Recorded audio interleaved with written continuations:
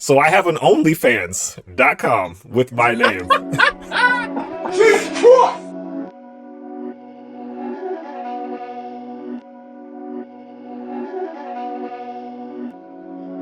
These my daddies make it hurt.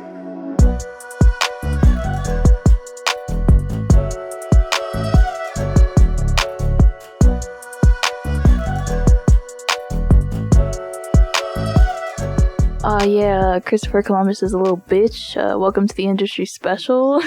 Welcome to episode 40 of the Industry Special Podcast. Sean Kemp edition. Got two guests on, two brand new guests. One I didn't know would even want to come on. Actually, both of them. I've been trying to get one guy on for a while, and then the other guy, I just, took a shot out there. He was like, hell yeah, let's do it. So that's what we're doing right now. So get the podcast on Apple Podcasts. Please leave a review. You can also catch it on SoundCloud, YouTube, Industry Special Podcast. Please like, subscribe, share, comment, all that good stuff.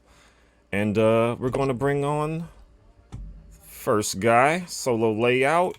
Bada boom. Introduce yourself, sir. What's up, everybody? People call me Jeremy. They call me Coop. Born and raised in the Bay Area. Die-hard A's fan. Die-hard Raiders fan. Fuck with the Warriors. Cannot get down with the Niners at all. So, Can the Giants get some love? I do love the Giants. Grew up going to tons of Giants, tons of Crawday 6. I've actually been in the clubhouse at the old Candlestick Stadium. So I used to rock with the Giants real hard. Been to a lot of the World Series games. I like them, but I fuck with the East Bay. For sure. And so, as you can tell, this is going to be a baseball edition, so we got to have the GOAT of the hats on. Introduce yourself, sir. I am. Let me change my camera angle real quick because I was screwed up there. My name is Benjamin Christensen, a.k.a. Shaka Brody. I am also an East Bay native, straight out of Oakland, California. Big A's fan, as you can obviously tell by my dingy ass old 93 to 2014 road hat, 94 to 2013. Sorry, and happy to be on the show. Hell yeah, I appreciate you guys being on here. Okay, so first I'm gonna start off with I have a cousin whose name is Benjamin. I always call him Ben. And so I sometimes forget that I think you prefer Benjamin over Ben, correct? I do, but I don't. It's not like, oh my god, I care that much if somebody calls me Ben. Usually, if I say anything about it, I'm usually busting if somebody's balls about it. Okay. I was like, let me get this straight, because I see on Twitter people are always Hat Club Ben. But whenever you introduce yourself on the recap, it's Benjamin. Your name right there, Benjamin. Yeah. I was gonna say it's on the birth certificate, so I gotta adhere to what my parents' wishes were. Yeah, it kind of annoys me sometimes when people who don't even really know me say Dex. I'm like, yeah, okay, whatever, sure, whatever. I didn't even know your name was Dexter for like 3 years. Yeah, he didn't. Everybody in my family calls me Bootsy, and he knows me through a family friend, so he would just call me Bootsy. I was like, who is Dexter? That's a pretty good nickname to have, though. It's funky. All right, so you guys got a couple of years on me. Like I said, we're all from same area. Me and Ben are from Oakland. Jeremy's from Berkeley, but it's right down the damn street. Literally, I could walk to him. I think he's out of town right now, but I could walk to him. What are you guys, some of your oldest memories of the A's and the Colosseum before Al Davis and came back from LA and ruined the beauty that was Colosseum? I'll say, Coop, I'll let you start, because I think you might actually have a couple years on me. Man, it's hard to pick one memory. Pre Al Davis. Let's see. I mean, pre-Al Davis, that was still when, we were making it to the World Series in the late 80s with the Bash Brothers. So, I hate to say it, but the '89 World Series, that was epic. I was hoping actually that the Giants would have won a game so we could bring it back to Oakland because I had tickets. Like I went to Mm-hmm. the two games in Oakland. So that, that was awesome. Like I was in my early teens, like going to the World Series games, loved it. 2 years prior to that, I was telling these guys earlier, I went to the All-Star game in '87 at the Coliseum. Mm. That was amazing. Just like, especially when you're younger, like seeing all those stars, like your favorite players, like, like going down there for batting practice and trying to get them to toss you a ball. That was amazing.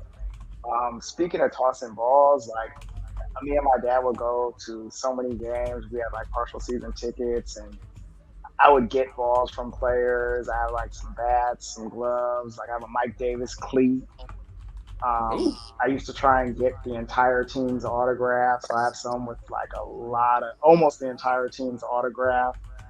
A lot of memories, man. I think, I always think one thing that stands out is like Dwayne Murphy's fro and his hat. Like back in the day when the A's had Ricky Henderson, Dwayne Murphy, and Tony Armas in the outfield. Amazing outfield. And Dwayne Murphy had that big ass fro, and his hat would just be perched on top. And whenever he started running, the hat would fly off.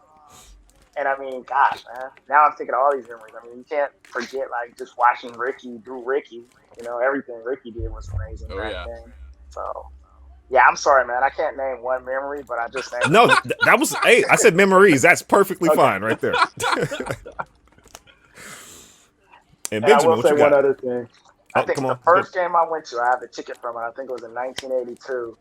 I was going to the A's game, and so I had to wear my A's uniform because they might need to put me in the game or something. So There you go. went to the game, had head to toe A's uniform, the hat, the jersey, the baseball pants, the stirrups, and they won the game. So like they didn't put me in, but I think the fact they knew I was ready, set Who was things the up. manager back then? Ooh, 82. I'm 82. Billy looking Martin it up I think. right now. Should have been Billy Martin still, yeah. Billy I think Martin. it was Billy No. Ball. Yeah, Billy Martin. He's manager and general manager. Oh yeah. Yeah, that was the Billy Ball days. Doing everything. All right, what you got, So- Benjamin? I was gonna say, oddly enough, for me as a kid, I went to more Giants games, but that had more to do with the fact that my parents or my dad, being a Giants fan, always drugged me there. But every now and then we'd go support the A's a little bit, just because my oldest brother and I were the only A's fans in the family. So first game I ever went to, if I remember correctly, was May of '87. And the one detail, or the two details really that always stick out to me as far as the pre and post Mount Davis era is, minus Mount Davis, you got a great view of the Oakland Hills, and it's no matter what anybody says about the Coliseum, just for whatever reason, that view just made that an absolute staple of stadiums that needed to be visited during any calendar baseball year. And then the other weird part was the orange seats, and for something that you would think would be an aesthetic for Candlestick Park, it's just like, no, just the Oakland Coliseum just had bright ass orange seats. I remember that. And it's like, I do okay, not cool. remember that. I need to look this up right now. I want to say at the point in the mid '90s is when they switched them out to the green, and so Right. it was just a really weird aesthetic that even as a kid I remember just that being kind of strange. But the It game in matched particular, what's that? the logo. It matched Yes, that's right. the Colosseum logo. The original Colosseum logo. Holy shit. I was gonna say, dig that one up. That's a rare find and a true aesthetic to, Wow. what the way art was in the '70s. It doesn't even look. It looks like a knockoff candlestick. Yes. How have I never noticed? Because I look at pictures of it all the time trying to remember, because I just remember kind of running around in the bleachers Yep. with other kids, not really paying attention, because I was way younger. I mean, I probably was 2 or 3, 4 years old my first A's and Giants games. So I don't remember all the details I remember, just being a fan because for whatever reason, when my parents moved from San Francisco to Oakland and bought a house, my dad just gave away all his San Francisco affiliations. He was like, I'm Oakland now. So, he was down for everything A's and, he was talking mad shit about the Giants and the Niners and everything. Obviously, there's no football team here, so I think he was a Cleveland Browns fan until the Raiders came back. But that's so crazy about the orange season. Look, it looks so fucking weird. Wow. Yep. Yeah. What's But it was funny, it it looked weird to me when they changed it to green. Damn. So they changed it to green when they started doing all the Mount Davis type stuff? Or a little before that? Don't remember the exact timing.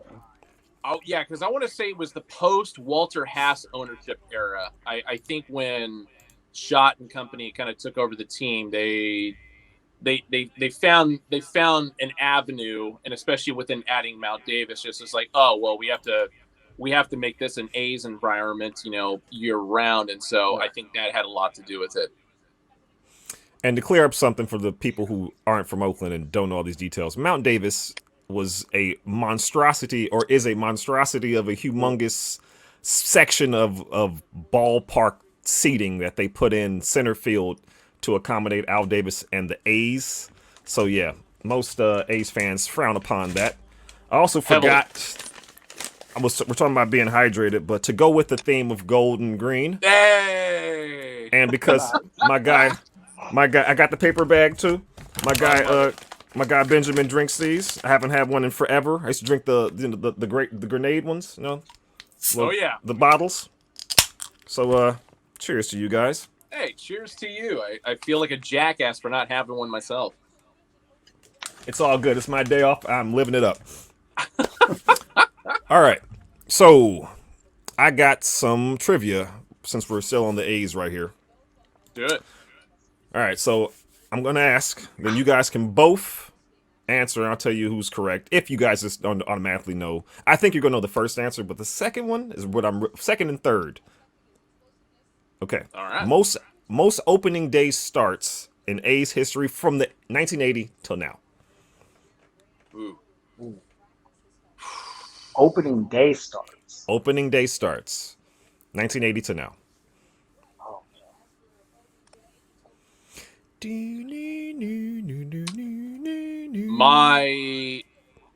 My instinct wants to tell me Dave Stewart, but that doesn't sound correct at all. I have the exact same thought. I'm like, naturally that's my first answer because he did pitch for them a long time. Yeah. I think he only has 6 opening day starts. Man. I'm gonna hang on it. Yeah, I'm gonna stick with Dave Stewart. Okay. Nope. Yeah, all right, both you guys say so. Number one, I thought you guys say this. Ricky Henderson with 12. See, when I hear opening day start, I'm thinking opening. I'm thinking pitcher. Oh, no. I just meant starting opening day in the lineup. Yeah. Okay, position and pitcher. Sorry. Okay, All right. But Ricky, so number two, sure. number 2, and then there's 3 tied for number 3. Oh, for number 2. 2. Ooh. All right. Who came and went back? Jose Canseco sounds correct, but I feel like he might be in the 3 spot since he came back twice. No. Shit. All right, hold on. Mark McGwire has to be one of them. Mark McGwire is tied for 3rd. All right. With 9. Ooh. Jeremy, you got a guess? 9. Oh, second most. I'm thinking. Here's a tip. Number 2 has 10 starts. And now I'm trying to think of like how many years Eric Chavez actually hung around on the A's. Right, I'm trying to think of everyone who like hung around a long ass time. I mean, the A's keep their players, if they can. Yeah. If they can, they will keep after them. 5 years, though, it becomes questionable. Well, yeah, because I'm also trying to think of like who started their career with the A's, because dudes like Dave Henderson, he was on the Red Sox before he came over to Oakland. So, Right. Yeah, he wasn't with the A's that long. and I think Carney Lansford was the Red Sox before Oakland as well. Right. All right, you guys want me to tell you? Yeah, just tell. What position are they? They are all infielders. I'll give you Okay. that. Okay. Then okay, You got McGuire down, so that's first base. There you go. I'm gonna throw Walt Weiss out there then. Good, but no. Damn. All right, number 2 with 10 starts, Eric Chavez. I fucked. And the 3 that are tied for third place with 9: McGuire, Terry Steinbach, Carney Lansford. Okay. Wow. All right. I literally in my head talked myself, and especially saying Eric you said his name, out, and you said Lansford. It's like, no, he's only there for like 8 years, but yeah, okay, great. All right, second trivia. I thought this was. I was looking through all this shit, and I said, "Whoa, this can't be right." Oakland A's 2004 first base opening day starter was. Ooh, I want to say Scott Hatterberg. Damn. That's the time when I kind of checked out from baseball. Got to get rid of the bag. It's not fitting in my cup holder. Who you got, Jeremy? 4. 2004 first base opening day starter. I will tell you this: he did not play much that year, and that was the end of his career. Oh, all right. Shit. It's no It's like I feel like I remember this story. Coop, you got an answer? Or a guess? Just a guess. Throw out a guess.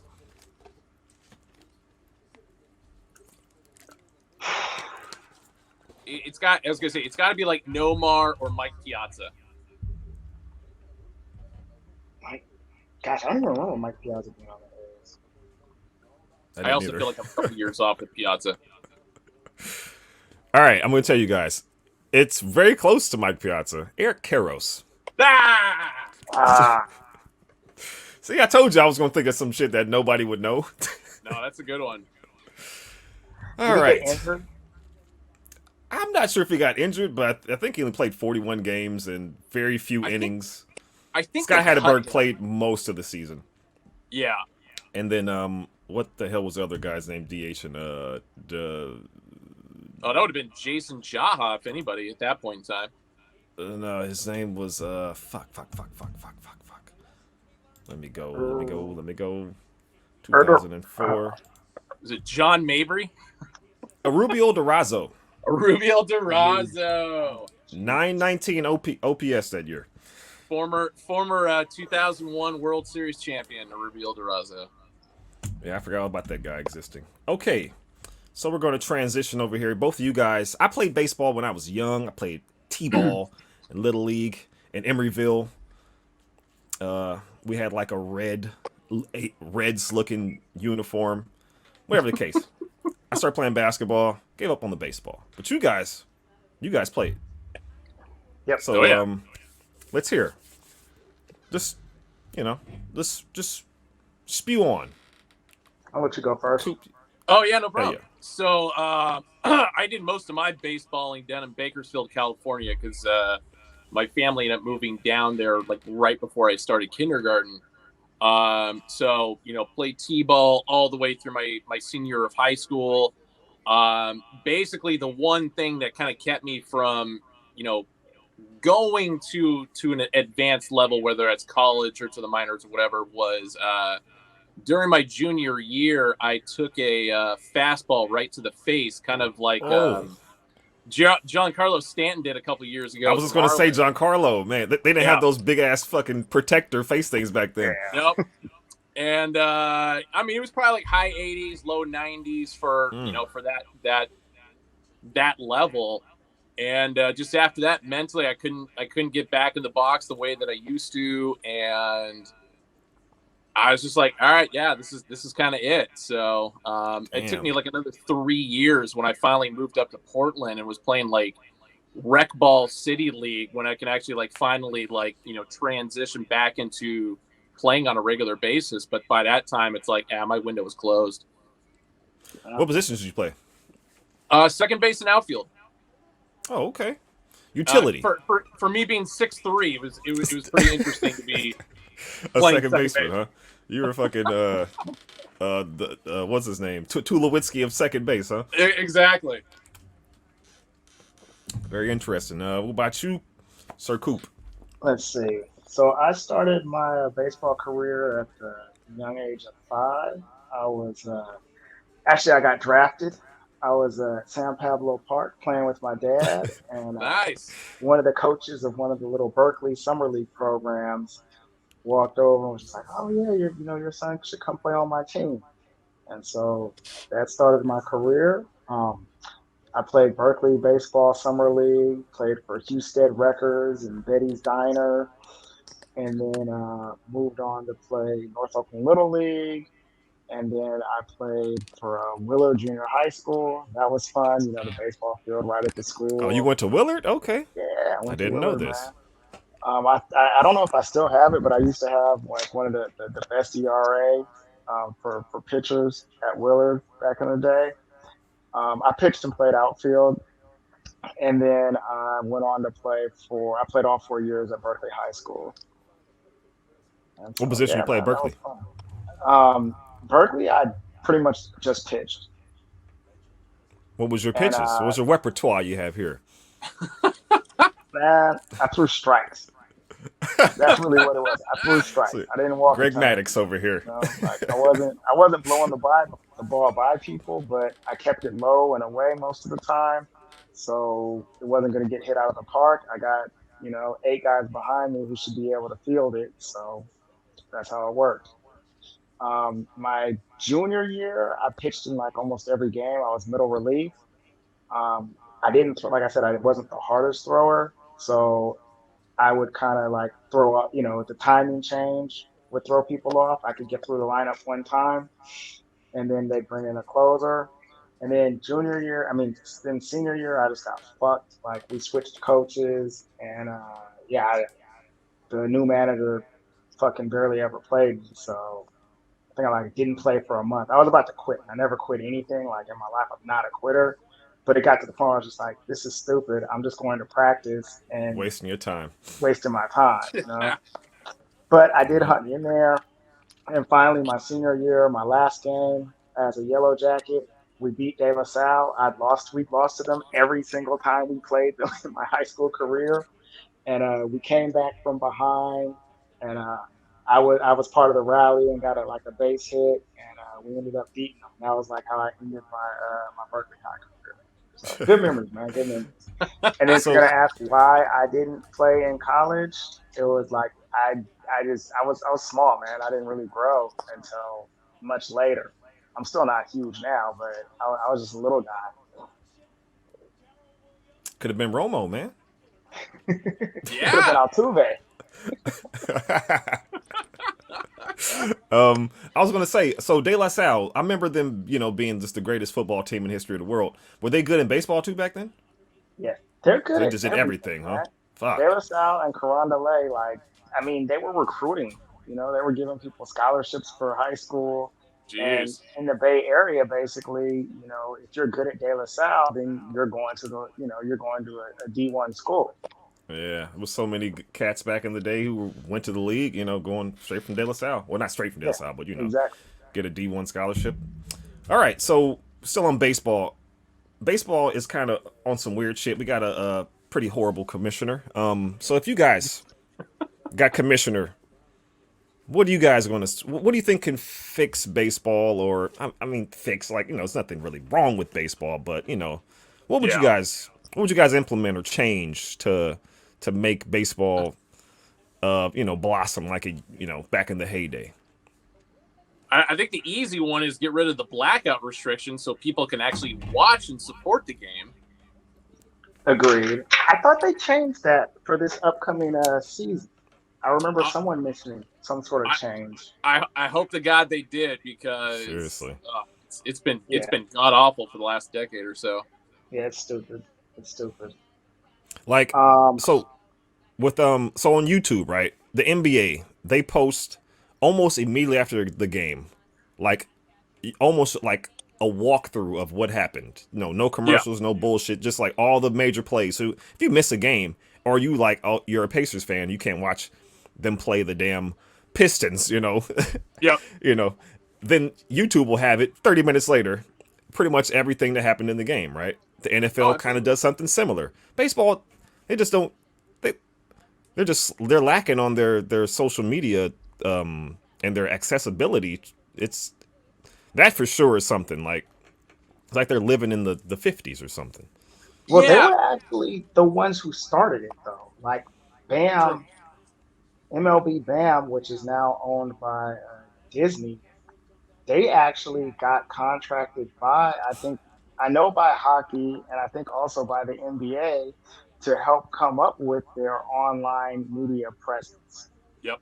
for, like, I think they actually just took the template from MLB and redid that for all of the NBA websites and all of the NHL websites.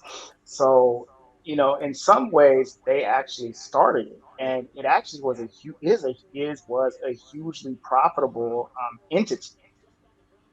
They learned a lot by doing it for baseball, and they were able to actually become an independent company from MLB and come up with the online and the multimedia strategies for all these other leagues.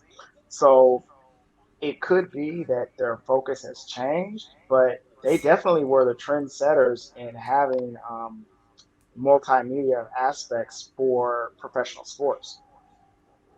I mean, Benjamin, I think you didn't you work for you I worked did. in some yeah. You worked Yeah, what was that?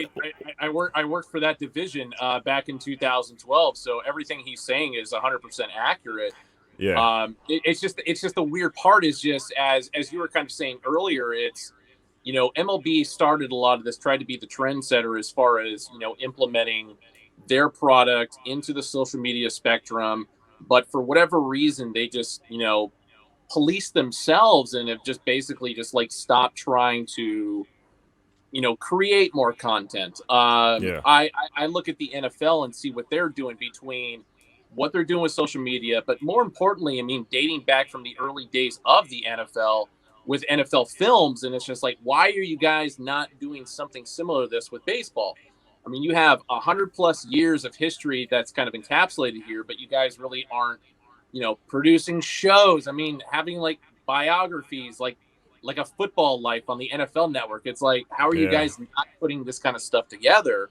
And I mean, this is just from a viewership point of view, as far as like, how do you bring people in? I mean, just share it, share your history, just don't make it boring and watered down as like Right. it was back in the 1950s. Yeah, because like I remember when the MLB Network first came out, and for about 2 or 3 years, I thought that shit was amazing. But Yeah. they haven't really kept going with it. It's kind of like it's No. just kind of gotten stale. Like you said, it's kind of fucking boring what they do or doing. Like I don't know, but I mean, yeah, and I remember them being like with the apps and shit. Like you could watch the highlights through the phone and everything, but Yep. that's still all pretty much you can do. Like You I can't still share can't them. go. You can't share them either. That's what pisses me off. Like, so No. you can watch the highlights from a game, but there's no link. So like, I could watch a video of a home run and be like, oh man, let me send this to Boosie, and then there's no share link, and I'm like, Nope. that's all people halfway don't even watch things. They just click share, Yeah, Yeah. yeah. Damn, yeah. So But I guess we're all in agreement on this, huh? on that one, yeah.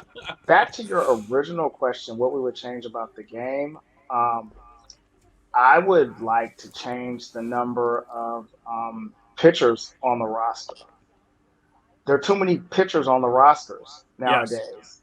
And I mean, it's funny because they're trying to address it by saying, a pitcher has to pitch to three batters Yeah. and, like that. They're addressing it on that end, but you really could fix it if you control the number of pitchers on a roster to some degree. And I know that's kind of like crossing the line of telling the GM how to set up their roster, but it impacts the game, right? Because Yeah. now you only have like two bench players, and everyone else is a pitcher. So now you don't have as much the pinch hittings situations you could have, the pinch runners, like all of that is really much more limited now because you don't have that depth on the bench. So I would like to see there be fewer pitchers on the roster. I also think that would force the caliber of pitching to be better. I'm not impressed with pitchers and like they don't even like every other pitch is a pass ball now Yeah. because they don't want to throw it in the strike zone. And I get it, every pitch shouldn't be in the strike zone, but it shouldn't be bouncing up to the plate like all the time either. Like it's kind of ridiculous. So I'm really disappointed in the quality of the pitching these days, and I think limiting the number of pitchers on the roster would help with that. I think for me, as far as any advancement or changing in the rules, I think a lot of it for me just want to go back to like the way the format was previously. The Alex Avila / Buster Posey rule, limiting the space that catchers have when a ball's coming in when they're trying to make a play at the plate.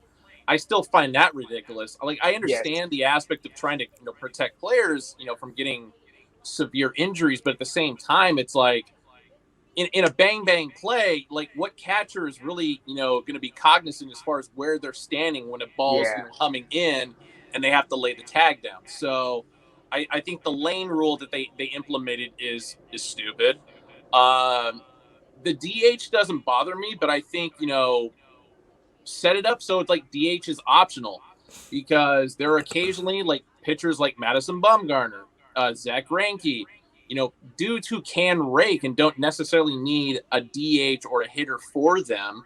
Yeah. I think when they added the DH rule back in '74, it's like, yeah, okay, it's cool, but to have one league have this option, this other one not, it is still just kind of strange to me.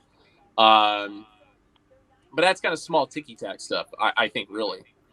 All right. I actually like the fact that one league has it and one doesn't, just because it makes the leagues unique. But I can um, respect that. so my next nitpick would be the replay. Now I'm not totally against instant replay, Yeah. but and I don't know, I don't have a perfect solution for writing it for the way it will be written, but I honestly don't like the way it's applied. Like when you slide into the base and you obviously beat the throw, but then during your slides you come off the base for like Yeah. a fraction of a second and then Yeah. you're out. Like that's bullshit. It's like he was there. He was fucking there. The other thing one I don't like is gosh, what's the other one that annoys me? I don't know. Me, Coming me off talk of about this that. stuff all the time. So See, I will say in regard to what you're saying as far as the sliding in the bag and stuff like that. I mean, call it the Halo rule, because the fact that within a confine of that area, it's like, yeah, it's a bang bang play. Momentum occasionally carries off. I mean, hell, what's to stop the player from pushing you off the bag to get that exactly. out as well? Right. All Oh, I used to like, I don't know why, but I just thought it was cool, like that when you turn double plays, you didn't even have to touch the bag, like you slide your foot by the back Just near the base slide and it was by. just yeah, like, Like, you're good. I got it. Yeah, I got it. Seriously. And like it was a mutual thing. I was just like, I got this. And like, nobody even no one argued about it. It was just like, yeah, I know he was out. He was out. Like you could have touched the base if you wanted to. yeah. And now, they'll be like, oh, we're gonna replay it. Oh, he was a millimeter away from the base, so Yep. safe. His Like, his when the spike came calls off are just a wrong, hair. yeah. Like I understand a wrong call, like where, the guy didn't tag him and you said he tagged him. Like Yeah. that's what I like. I think those are good instant replays. Or if it's a call at first and the guy beat it out and he did, like the umpire called him safe, but the ball got there before him. I don't mind those replays. I'm not a huge fan of those, but I'll let those slide. But some of the other ones, I'm like, this is silly. Now, the one thing that does annoy me as well is I don't understand why they can't build stadiums where fans can't reach over onto the field. Like, I get annoyed when you have Yeah. this shit of was it a home run or was it a not home run? Build the stadium so we can clearly see whether it was a home run or not. Like, that's just ridiculous. And so those are things that end up becoming instant replays, and then you never really can tell. The cameras aren't Yeah. set up perfectly at the top of the fence so you can tell. So And then then it's it annoying drags 'cause the it's game like, on for extra 7 minutes yeah, each time at the very replays least. take too fucking long. Yep. Yeah, and I think that's a simple solution where it's like basically what you're doing is, setting seats back like an extra 5 to 6 feet from the wall, and that's it. So at least defenders in the outfield can make some kind of a play on something. Yeah, yeah. Simple. Yeah, I mean, like old school, like we were talking about, like Candlestick. The seats were here, and then they had a damn fence. Yeah. Candlestick was 15 ridiculous. feet, 15 feet in front of them. And then Dude, it was a fucking it's moat, like man. It was more than trash all 15 over the feet. damn fence. It's like 50 feet. You're nowhere I close to remember the running damn down ball. to try and get home run balls, though. That was fun. Okay, so real quick, I want to make an analogy about stuff that you guys were bringing up, because the replay stuff, did it was the foot on the bag, it's like so close it came off for a smidge of a second. Like in basketball, they started doing the same thing with they replay all the damn they replay all the time. They just randomly, we're just going to check it, right? And it'll be like, oh, who was the ball off of, right? And it's like, so you can have player A hit the ball. Everyone sees he hit the ball, but it just happened to graze the guy's finger a smidge too long as he hit it out his hand. But it's like, oh, it's out on him. Like, no, he hit the ball out my hand, right? Nope. Yeah. Weird shit like that. I don't But like another that. one, I think they need to bring back, well, I know you can't just bring this back, but they got to have a culture shift to stealing bases again. Taking some Yep. more risks on the base path. Like, I agree. basketball blew up because Steph Curry started taking chances, shooting the ball from half court damn near, right? And then they said, oh, that's a higher, higher percentage shot now because it's worth Right. a point more if you're actually good at Yeah, the shooting, right? mathematics of it. There are players who are probably really good at stealing and really fast, but they don't get the chance to because it's like, oh, we don't want to risk an out. Take some risks. I mean that's not so much a rule, but I know what you're saying as far as I'm just culture the analytics side of things, where it's just like, as much as we want to throw it on the A's for being the ones that were I didn't say going you did. against yeah. But I mean, in the sense of Moneyball, that's where a lot of people want to throw it out, because it's just like, oh, we're not going to worry about stealing base anymore. I mean, this has been a thing that's been going on long before the A's were like really heavily implementing it. But I agree. I think the numbers and the math that kind of goes behind it is overtaking like any kind of enjoyment out of baseball. The excitement, yeah. Yeah, and It robbed baseball of excitement, whereas it gave excitement to the NBA. Exactly. Yeah. And now people are striking out, fucking 2-3 times a game, and they don't care. But that's boring. I don't want to watch strikeouts. I watch a strikeout if it's a really good strikeout pitcher, like fucking Max Scherzer comes up there. Then he should strike out 9-10 people. But some of these guys, they don't have the gusto of the guys in the 90s. There's no Randy Johnsons and Pedro Martinez's out there. But they're still getting those strikeout numbers because guys are just trying to get that crazy launch angle, and they don't care, Three definite outcomes, Yeah. Well, what about the shift? Like, how do you feel that the shift has impacted the way people actually, I think the shift should have impacted the way people swing more. It's like, dude, you're in the pros and you can't be like Wade Boggs or Tony Gwynn and know where you're trying to hit the ball. Exactly. Like, there's no fucking way Wade Boggs and Tony Gwynn would have laughed at the shift. They'd have been like, okay, cool, I'm getting a free base hit now. Yeah. They done batting 420. Right. No, let alone it's like, okay, cool. The entire left side of the field is completely open. Bunted. I know. Yeah. I know. Brandon Belt drops them down. Yeah. People hate bunts, but it's just like, so what? You're getting a free base out of it. Do it. All right, so yeah, we just fixed baseball. Commissioner Benjamin and Commissioner Cooper, co-commissioners. So we're getting away from baseball. I don't know if you guys see on the ticker right there. I put down a couple things. And also, I spelled industry wrong. I don't know why you guys didn't tell me about that. There's Can't even spell my own it's podcast. But we're you guys are from the 80s. I was born in the 80s. I don't remember too much. What are you guys' favorite arcade games? I know Benjamin is for sure an arcade fan. I am too. I don't have one, in my house, but what about you, Coop? What's your favorite arcade game? Ooh. Trying to think, like, because you said 80s, I'm trying to go back, like, okay.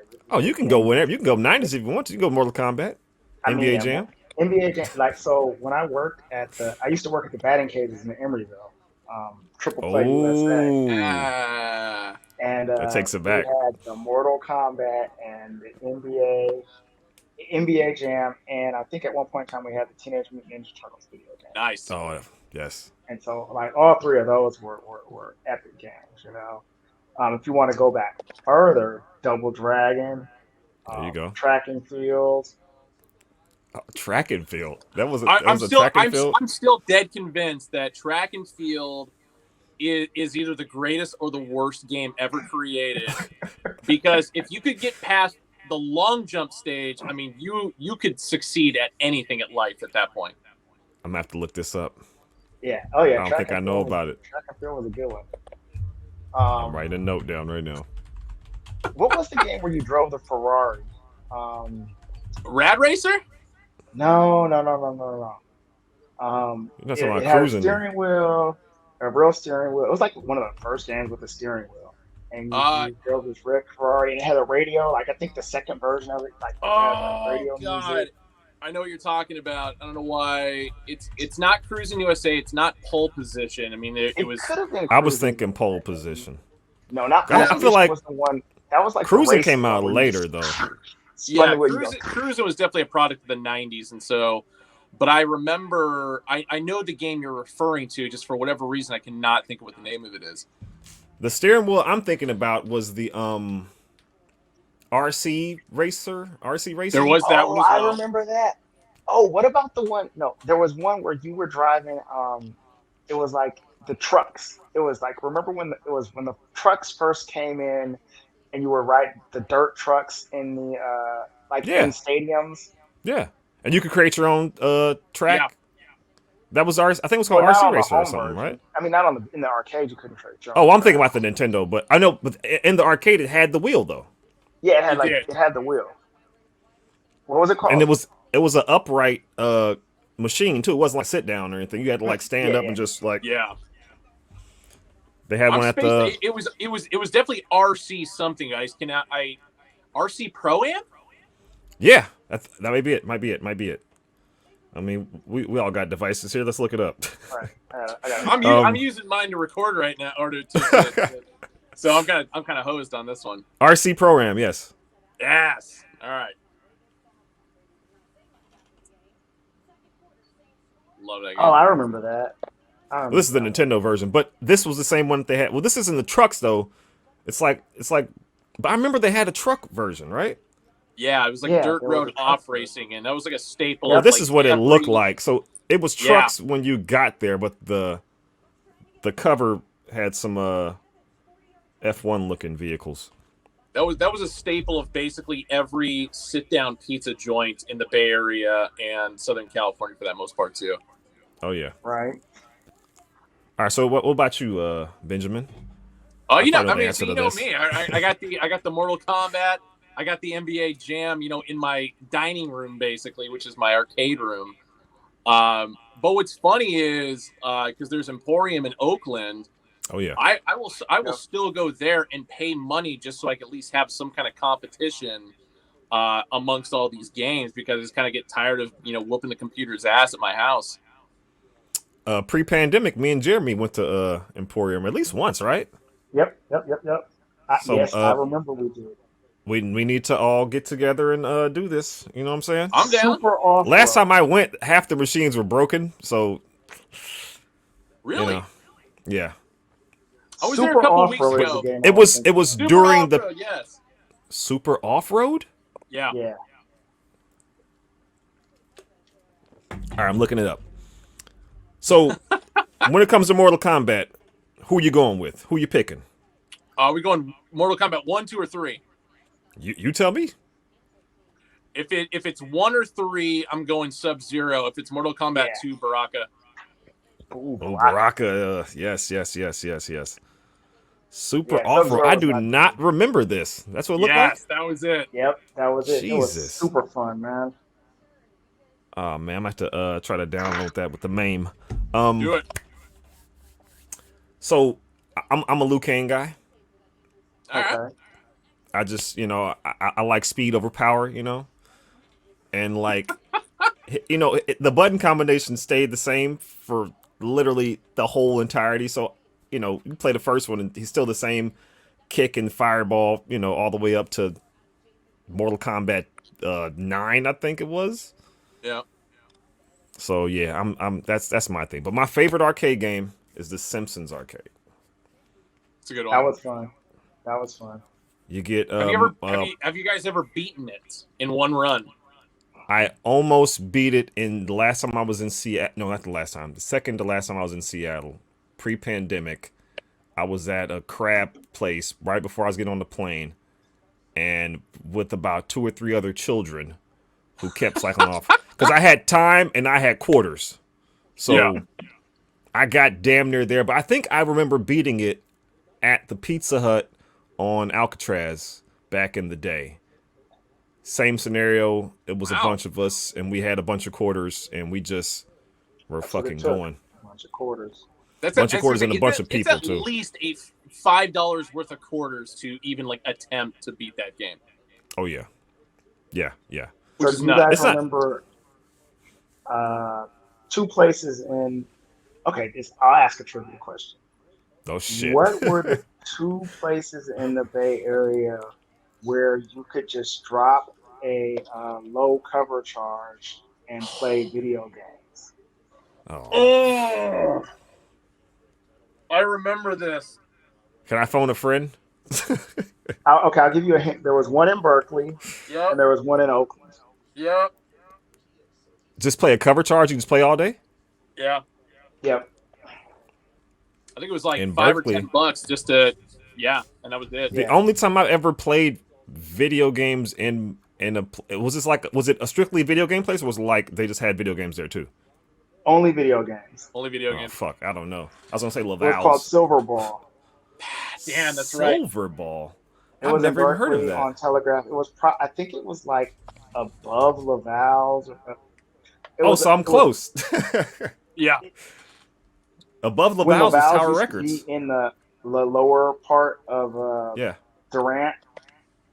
Like Yeah. it was this weird stairway, and somehow like it was up above. And then in Oakland, near the end, when like Malibu was just dying out, then you could go there and play video Fuck games. Malibu, man. Man. Damn, you're taking it back. Yeah, A's game in Malibu, man. Those were the days. Man. I bet nobody knows what the fuck we're talking about. Oh man. Well, Malibu was like fucking Scandia, or like Right. Yep. trying to think if there's a newer version. Whatever case, like it had go-karts, Baseball, arcade, Yep. batting cages. Did it have the water things too? They did. Or was for that a only while. in Vallejo? I Okay. think in Oakland maybe they only had the go-karts in Oakland. But it was right by the Colosseum, so yeah, it was dope. It is now a All right. parking lot. Fuck. All right, so basketball. How much? Okay, so we're about 40 minutes in. Okay, so we're gonna finish up with some basketball here. Bring it on. Have you guys been watching any basketball? First, I'm say that. Oh, yeah. We're only about 12, 15 games in. Coop, you? A little bit, not a whole lot. A little bit. Okay. Well, so I'm just gonna do a little recap for the people. Warriors are playing out of their fucking mind, even though they just lost to Which the is Hornets. insane that they're still Yeah. minus Wiseman and Clay, and they're doing as well as they are. Right. Yeah, it's Goddamn. they're playing insane. Somehow the Cavs are 9-5. I'm okay with it. I did not see that coming. The Wizards are the number 1 seed, 9-3. Yeah. That's fucking crazy. The Bucks are the champions. They're playing like ass. I'm okay with that too. So my Kings, I'm a Kings fan. They're playing. They start off the season like so promising looking. It was like finally figuring it out. And they're playing like shit. They've had 10 games where they've had within 5 points in the last 5 minutes, and they've lost 3 out of those 10. I was definitely at one of those games. I apologize for that loss for you guys. Oh man, they're just fucking blowing it.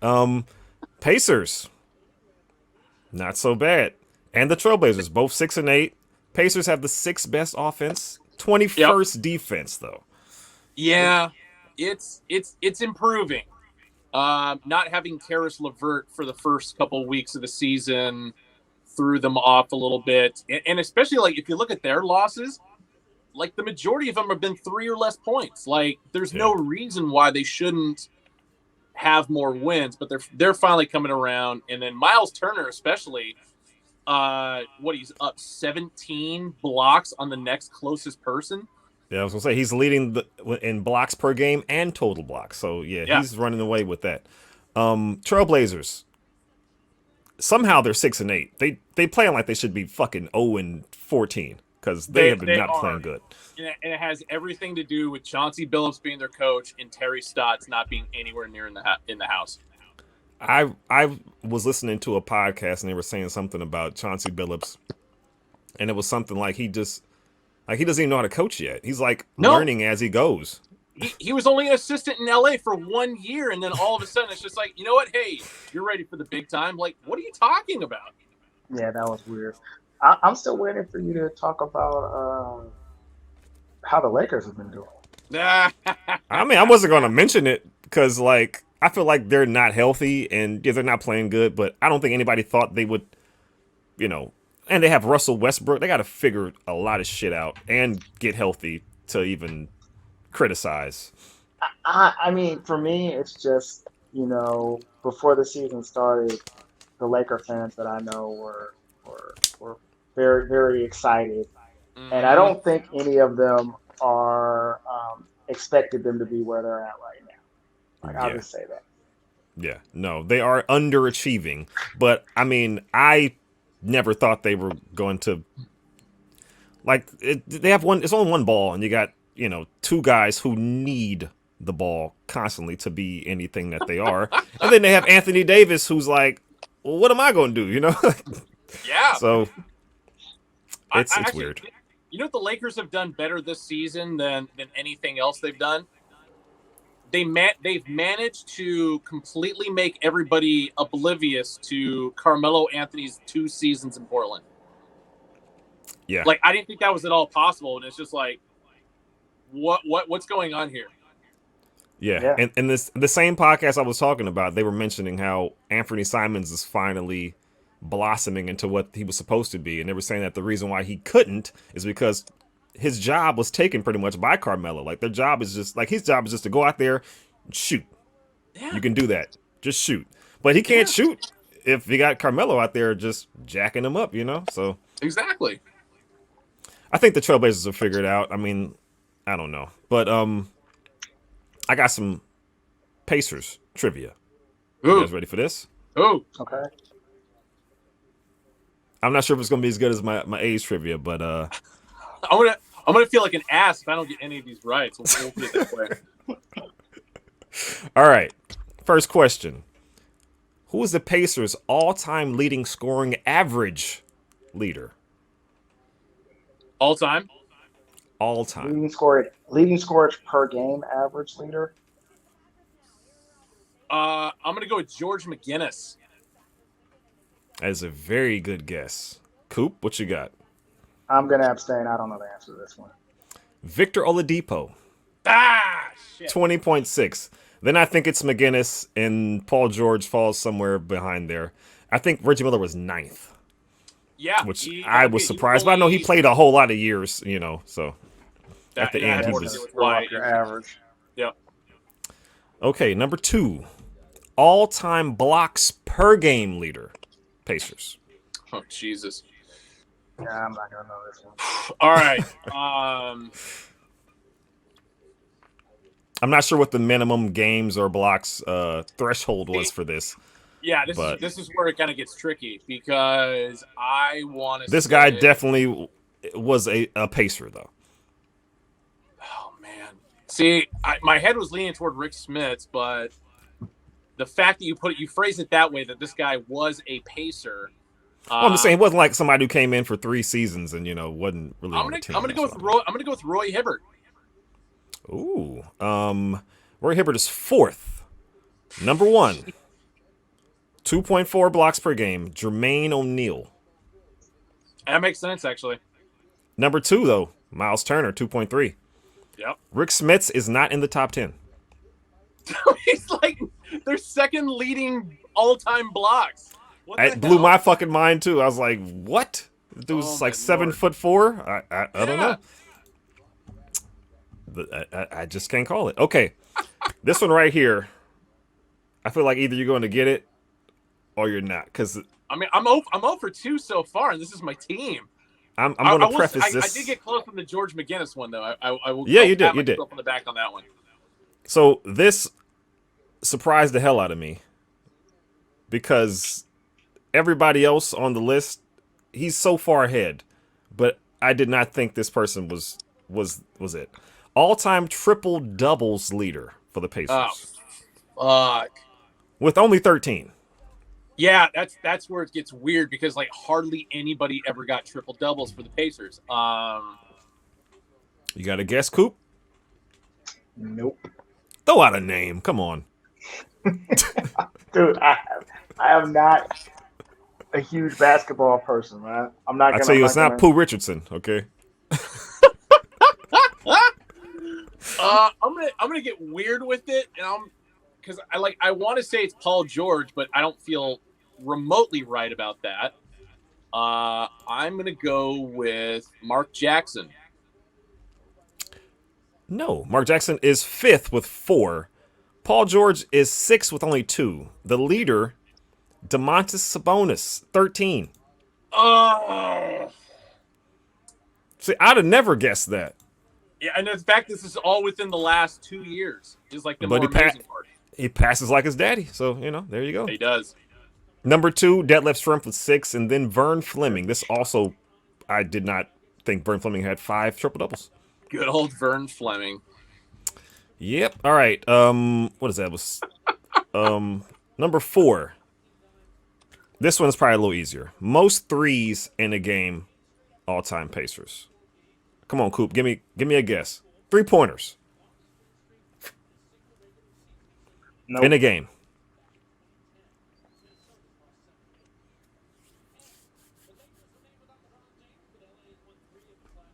Thinking too hard.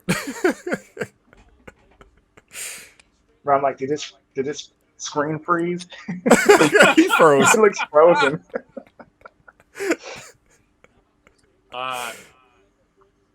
And no, it's not him. No. I'll give you a second chance. It's not him. No. He is number 2, though. Tied for number 2. The amount is 9. It's actually 2 people. So you got a double shot. 2 people tied for number 1 with 9 3-pointers in a game. I'm trying to think of who else did it. I'm gonna go Paul George on one of them. Are you gonna guess the second one too, or you just want to go with Paul George? Reggie. No, Reggie's number 2. He's tied for 2 with 8.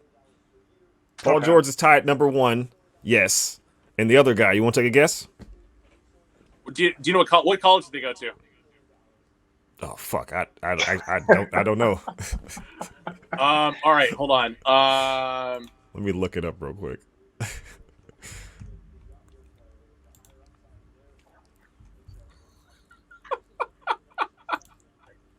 Oh shit! Hold on. Click the wrong button. That's right. For whatever reason, I keep thinking Reggie hit. If I tell you this, you're gonna know who it is. I hope so. North Carolina State. Oh shit! That was not who I was thinking. I'm just saying, how many people went to North Carolina State that are very good? That played for the Pacers as well. There you go. Here's another hint. He currently plays for the Pacers. No, I know, and oh my god, oh. Coop, you got a guess? Nope. You ever been to North Carolina? Nope. Me neither. Been to DC. As close as I got. Yeah, been to DC. Maryland, Virginia, all those places. Yeah, Maryland, Virginia. It's like a New beautiful York. mind over here.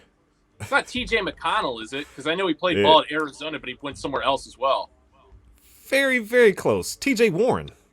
Ah, shit. But yeah. He had that fucking, 55, 60-point game or some shit like that? Yeah, it was the bubble. It was the bubble game. That's right. Oh yeah, the bubble game. Yeah. For some All right, reason, that's... I didn't realize he played ACC ball. Shoot. I didn't either. That's why I was like, I don't know where the fuck he went. And I was like, oh shit, Yeah. if I say this, it's going to be some obscure ass college. You can kind of pin that down. Well, I thought it was All going right. to be some moment in like history of Doug McDermott in his 2 years with Indiana that I just completely forgot about. I don't even have the... Do I still have it up? Oh, I do have it. But Doug so McDermott went to Creighton, so it definitely wasn't him. He's also not even on there. He's not even on the top list. So the tied with 8 with Reggie is Justin Holiday, Paul Yep. George, Yep. CJ Miles twice, and Yep. Reggie twice. Yep. And then 1,000 people have had 7. So yeah.